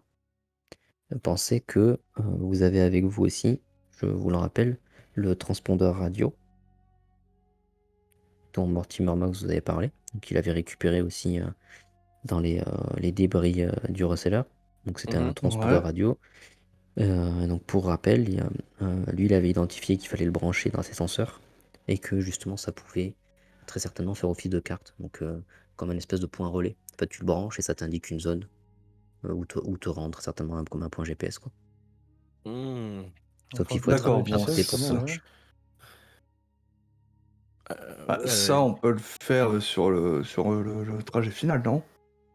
De Oui, brancher. oui, mais Enfin, ça peut peut-être nous indiquer, ça peut peut-être justement nous bon, on aider peut le faire. Ouais, on peut le faire déjà, ça.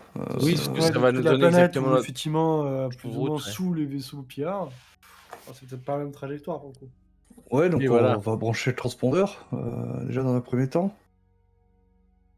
Allez, vous faites ça. Moi, je vais juste faire un test de pilotage pour le facteur d'inertie. Bon, ça va, il est pas mauvais. Ouais, Pas ça non va, il se démerde bien, le Zoltan. Il me semble que vous avez tous accès à cette fiche d'ailleurs, si vous voulez.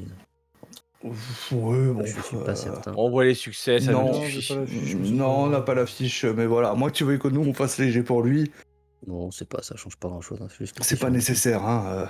Voilà. Du moment qu'il y a des succès, ça suffit pour nous. Voilà. Si tu fais des échecs, par contre, là. Ça va pas je dirais aller. que c'est Hein. de ta faute. Allez, super. Bon, bah écoutez, Donc pour ça, et puis après, bah, pour la vue, j'avoue que ça va être peut-être un petit coup de bol. Enfin, je sais pas, parce que si Après, les est-ce- hublots peuvent est-ce- être n'importe comment. est-ce qu'il y aurait pas, par chance, je sais pas moi, un débris, quelque chose comme un espèce d'astéroïde, quelque chose qui passerait dans le coin où on pourrait un peu s'en servir pour se cacher à Pour la se vue planquer. alors la chose la plus évidente, peut-être, en tout cas le plus gros truc que tu vois, c'est le soleil. C'est le soleil du système. Ah oui, Ouais. c'est sûr que si on est derrière le soleil, on va pas nous voir, mais on va être loin de la planète. Parce que Pas nous, on super arrive, ouf nous, pour on arrive catapulter. d'où en fait, quand on arrive de là, par rapport aux On était à planètes. l'extérieur, il nous a dit. Ouais, qui En part gros, par- Oh, voilà, c'était un peu gros. Ça. Peut-être qu'il part par là, peut-être. On arrive pas là, en gros, quoi. On arrive. Ouais, voilà. Alors, On arrive je comme pense ça. qu'il faut. Oui, mais en fait, peu importe. à la Si louche, tu veux, quoi, mais bon. comme les planètes sont en orbite, elles ne sont pas dans cette disposition-là quand vous arrivez. Oui, Elles- elles- enfin, Oui, observant, voilà. voilà. Oui, elles Elles sont en sont train de toutes tourner. sur leur axe à des sur points leurs différents. axes avec avec Mhm. leur vitesse spécifique, etc. Ouais. Vous, ce qu'il y a à retenir, c'est que la planète que vous visez, c'est la deuxième. Donc la deuxième, la plus proche du Soleil. C'est ça qui est le plus important à retenir. Et donc les vaisseaux sont entre nous et la planète. C'est ça. C'est ça. Alors si Bah, vous ils sont en prenez orbite, je pense, Ouais. autour de la planète. voilà, après, vous avez pris une courbe plus grande, vous avez fait un détour. C'est ce que Mhm. vous m'avez dit. Oui. Donc le détour peut vous permettre d'arriver par n'importe quel point. En sachant que ce qui ne Mm. bougera jamais, c'est que ce qui sera toujours au centre du système, c'est le Soleil. Ils sont en orbite géostationnaire ou. Autour des stations, il y a deux petits satellites. Et ils Ouais. sont autour des satellites. Et après, il y a une patrouille qui tourne autour de la planète. Mais voilà, c'est pas quelque chose qui est fou, quoi. Ouais, du coup, si on arrive entre le Soleil et la planète, ça pourrait, au niveau de aveuglé, en gros, être invisible, parce que tu peux pas fixer le Soleil à l'œil nu comme ça, tranquillou. Exactement. Ouais, donc en gros, on ferait comme ça. Hop. On arriverait comme ça, voilà, pour que on arrive un peu dans Avec le soleil dans le dos. l'illumination. Ouais, voilà, avec le soleil dans le dos, et du coup, tu peux pas fixer le soleil. On est à contre-jour. C'est ça, Exact. c'est ça. Ah bah, très bien. Bah écoute, je vais te laisser faire un test de senseur Bullet pour Ok. à la fois améliorer la trajectoire de votre point un peu d'inertie et de favoriser tout ça. Bon, Donc, il y voilà, avait c'est 5 moins bien. succès. Donc plus 2. Donc les succès s'additionnent en fonction en fait, de toutes vos stratégies. Ouais. Donc comment ça se passe? Il y a souvent en fait des tests, il y a une sécurité initiale à la planète par rapport à la protection qu'il va y avoir, au climat, etc. Donc il y a un score global de sécurité, ou en tout cas voilà, de vigilance on va dire. Et donc vous avez tout un tas de stratégies de protocoles à opérer. Donc tous vos protocoles vous donnent droit à un nombre de GD par rapport à ce que vous voulez faire, tout ce que vous voulez me dire. Là il va y avoir un deuxième test de senseur pour l'arrivée discrète. Donc ça c'était uniquement pour le positionnement. C'est mieux. Voilà, donc ça fait 2, ça fait 5, 6, 7, 8, 9. Ça au total, donc vous avez 9 succès. Donc moi par rapport à ce score global en fait, je compare par rapport à la sécurité de la planète et ça me permet de savoir si toutes vos manœuvres vous permettent d'arriver de manière fine ou bien si en fait vous n'avez pas un score global qui est assez haut, auquel cas vous êtes repéré. D'accord. Ouais, parfois faire des trompettes. Voilà. En l'occurrence, en ce qui vous concerne, eh bien, vous arrivez en toute discrétion. Et donc en avançant, vous n'avez strictement aucun comité d'accueil. Avec les différentes phases d'analyse et donc de préparation, vous avez pu apprendre quelques informations supplémentaires sur Dilia H1, notamment avec quelques coups de scan. Donc ce que vous avez vu, c'est qu'il y a visiblement une petite lune à l'atmosphère respirable, ça fait partie des 2 satellites, et sur cette petite lune, il y a apparemment plusieurs centres urbains, et il y a une demi-douzaine de vaisseaux qui sont stationnés tout proche de cette petite lune. Le deuxième satellite, c'est un petit satellite rocheux qui est complètement inhabité, et il n'y a strictement aucun vaisseau à proximité. Voilà. Mhm. En plus de ça, donc vous avez branché le transpondeur radio, et le transpondeur radio vous a fait apparaître sur les senseurs un espèce de bip régulier. Le petit bip bip qui fait comme un espèce de point GPS, encore une fois un point de repère, qui vous amène tout droit, visiblement qui vous guide tout droit proche d'une cité dans le désert, en bord d'une mer d'un bleu azur. Donc vous êtes rentré dans l'atmosphère. En survolant les mers, vous avez pu observer d'étranges regroupements de cimetières métalliques proches des côtes. Bon nombre semblent réellement abandonnés. Et lorsque vous arrivez proche de la zone du bip, vous observez quelques criques, offrant très certainement une cache parfaite pour votre vaisseau. Mhm. Les débris métalliques qu'on a croisés, ça peut rentrer des vaisseaux de notre calibre ou des choses plutôt barbares. Enfin, Autochtone. Il faudrait que tu te rendes sur place avec en fait la météo et la topographie. C'est une planète de sable, donc de désert de sable de dunes en fait. Il y a une grande partie des débris qui étaient recouverts plus ou moins de sable. Donc il y a très certainement des vaisseaux, des constructions. Maintenant, précisément si c'est des vaisseaux archaïques ou des vaisseaux récents, impossible de le lire sans aller voir directement sur place. Oui. Ok. Mhm. Voilà. Donc là, vous êtes proche de la zone de bip et il faut savoir où est-ce que vous vous posez. Ah, Il y a un port sommaire, archaïque, donc, où vous pouvez aller directement au port, donc arriver en grande pompe, ou choisir une crique ou un autre endroit. Est-ce que ce serait Alors, pas plus mal de se cacher? alors moi j'ai 2 questions. Déjà le temps avant que les pillards là n'arrivent, combien on est de temps à peu près? Bah, ils vous ont pas repéré. Donc tant que personne vous a Non, enfin repéré, les receleurs, pardon. le receleur, Ouais. par rapport à là où vous en êtes, vous avez à peu près entre au moins 15 heures, une bonne quinzaine d'heures. D'accord, ok, ouais, donc on a encore un peu le temps. Parce que le plan, excusez-moi, donc c'était soit on attendait le reseller en fait, et puis on lui piquait le truc, soit on allait le chercher, ça, je sais plus. C'est vous le receleur. Ouais, d'accord. Mais il faut qu'on récupère la cargaison, qu'on retrouve les marchands, qu'on leur refourgue. Ensuite, on va partager le butin avec Mortimer Mouse. C'est ça? D'accord. Exact. Vous vous faites Ouais. passer pour le receleur. Vous avez un point de rendez-vous. Et c'est à peu près tout ce que vous savez. Donc l'idée c'est de les récupérer la cargaison qui est censée être une cargaison d'artefacts aliens. Vous débrouillez comme vous voulez pour la récupérer, la négocier, la batailler, etc. Et en tout cas vous barrez avec. Ok. Ok, donc ouais, je pense qu'on va se mettre dans une crique, hein, Si on peut caché, éviter hein. Ouais. de trop se faire repérer. Oui, c'est mieux. On va essayer de la faire en finesse. Mhm.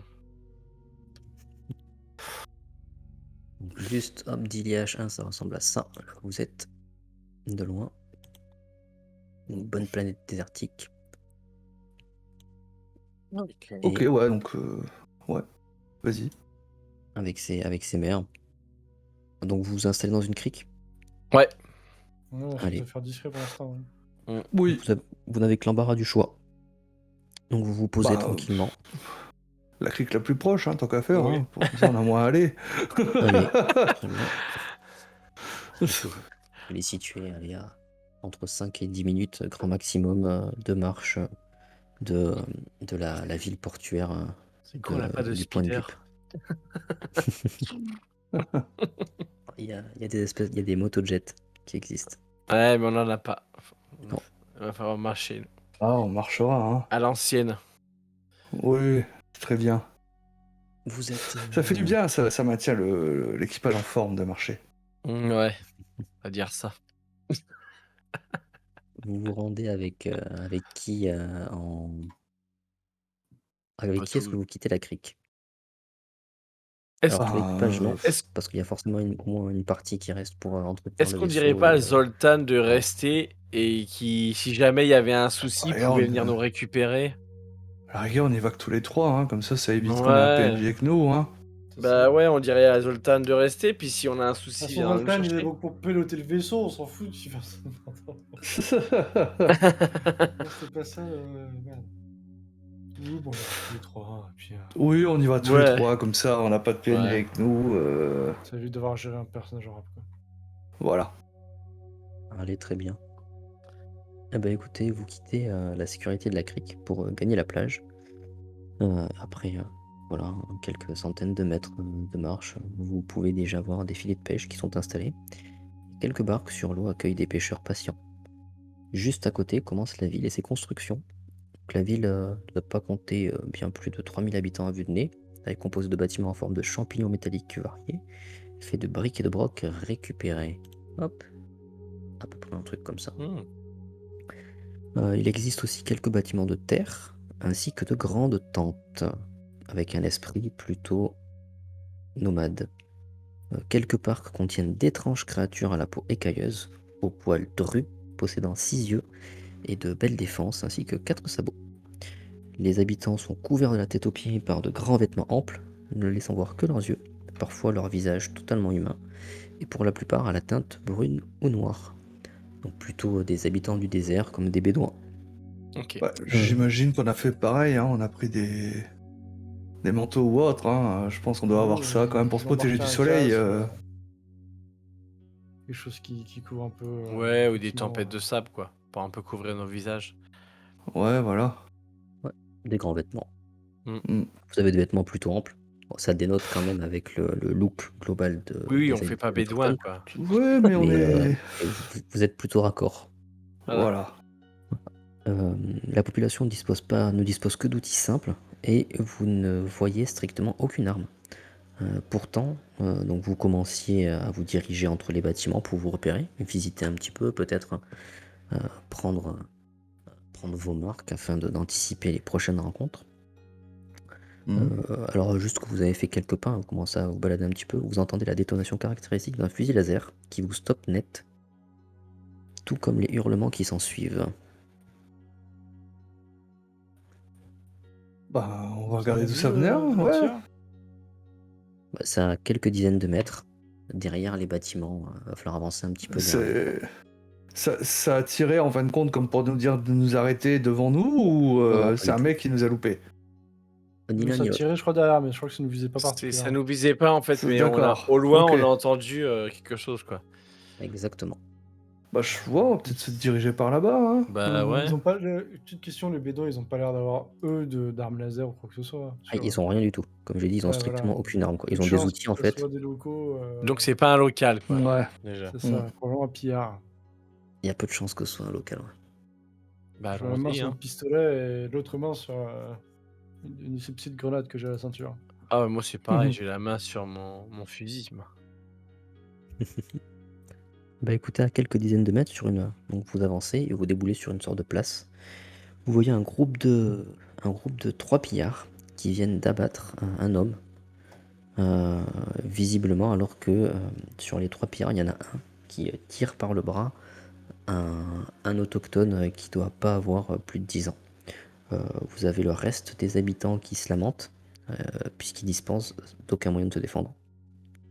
Vous avez 5 enfants terrorisés qui sont totalement prostrés, proches d'une espèce d'estrade, sur laquelle se trouvent les pillards, les 2 autres pillards. Pour l'instant, ils vous ont pas encore vu, puisqu'ils sont en train d'hurler et d'invectiver la J'ai plus envie de population. tirer, moi. Encore et hop et virer, encore et hop et virer, encore et hop et virer, vire encore matelot. Encore et hop et virer, encore et hop et virer, encore et hop et virer, vire encore matelot. Hardy les gars, l'encre dans les fonds, hardy les gars, maillon par maillon, hardy les gars, nous la rassurons, les gars, si nous virons. Encore et hop et virer, encore et hop et virer, encore et hop et virer, vire encore matelot. C'est pas le moment les gars d'être sous, c'est pas le moment de plier les genoux, c'est pas le moment d'avoir les bras mous, les gars, faut rire tous. Encore et hop et virer, encore et hop et virer, encore et hop et virer, vire encore matelot.